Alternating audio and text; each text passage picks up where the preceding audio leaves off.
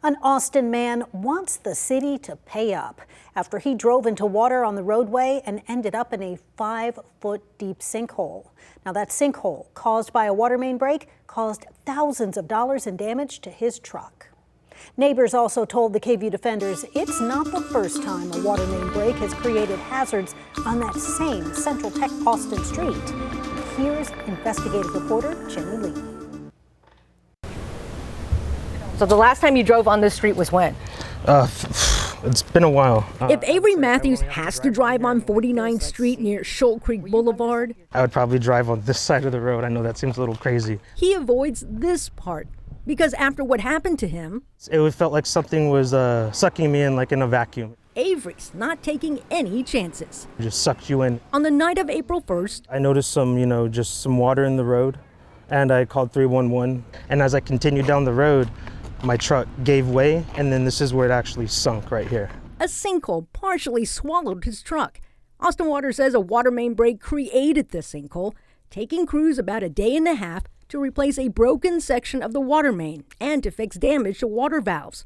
Water had to be shut off for 8 hours. It was loud. It was loud. Rosedale neighbors remember.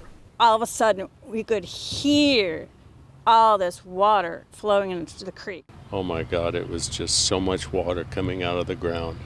It was an amazing amount of water. According to Austin Water, a little more than 500,000 gallons of water were lost.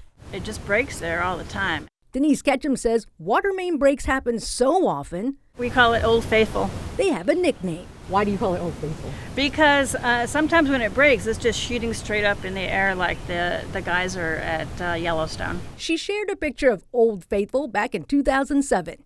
In 2016, a garbage truck got stuck in a sinkhole, just like Avery. We asked Austin Water just how many water main breaks have occurred here on 49th Street and Shoal Creek Boulevard.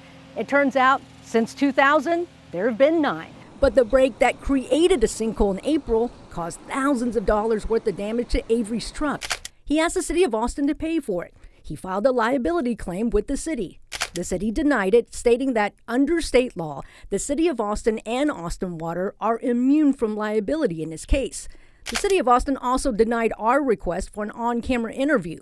Instead, spokesperson Eric Johnson sent the statement. The city reviews all claims it receives and determines how to proceed based on the individual facts in each case and the applicable law. We wanted to know how many claims the city receives. Records obtained by the KVUE Defenders show Avery's claim was one of 310 filed as of May of this year. They also show the city of Austin received hundreds of liability claims per year, more than 4,500 total since the beginning of 2020.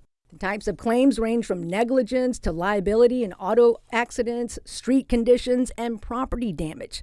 The data also shows the city has denied 2,849 of them, or 63%, and paid for damages on 749 of the claims, or 16%.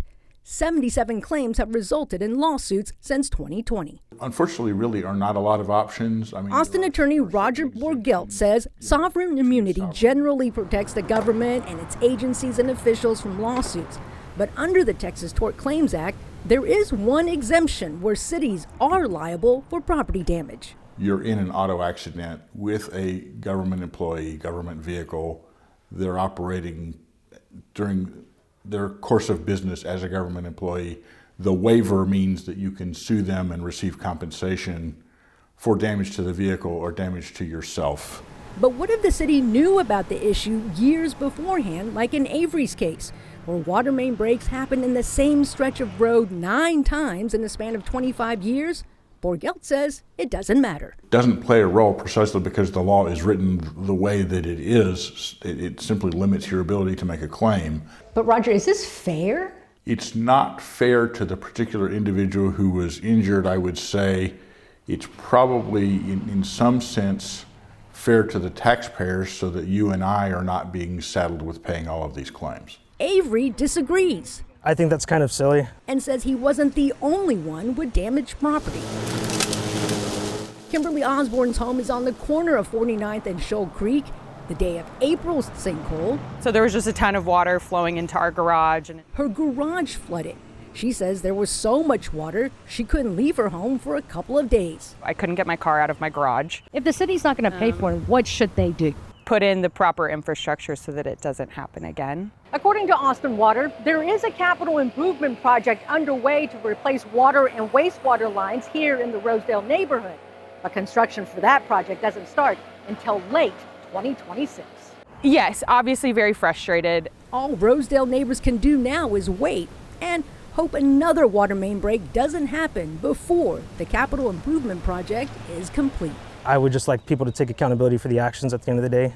For the KV Defenders, I'm Jenny Lee.